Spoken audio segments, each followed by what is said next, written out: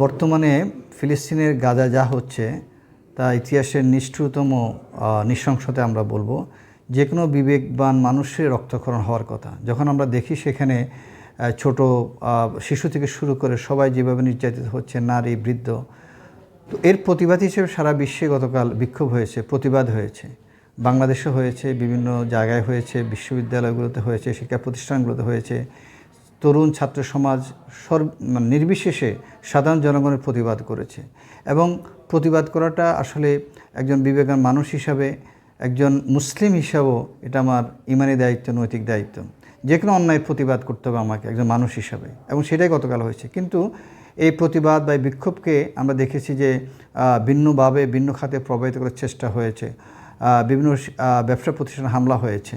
তো আমি যেটা মনে করি সেটা হচ্ছে আমাদের তরুণ ছাত্র সমাজ অথবা আমাদের জনগণ, আমাদের উচিত নিয়মতান্ত্রিকভাবে আমাদের বিক্ষোভ অব্যাহত রাখা, এই বিক্ষোভকে আরও শানিত করা এবং আমাদের আওয়াজকে উচ্চারিত করা, যাতে বিশ্ব বিবেকের কাছে এটা যায়।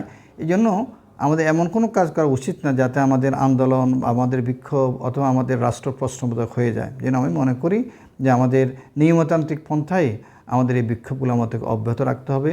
বিশ্ব বিবেককে যাতে নাড়া দেয় সে ধরনের নিয়মতান্ত্রিক প্রচেষ্টা অথবা আমাদের অংশগ্রহণ আমরা অব্যাহত রাখবো ইনশাআল্লাহ।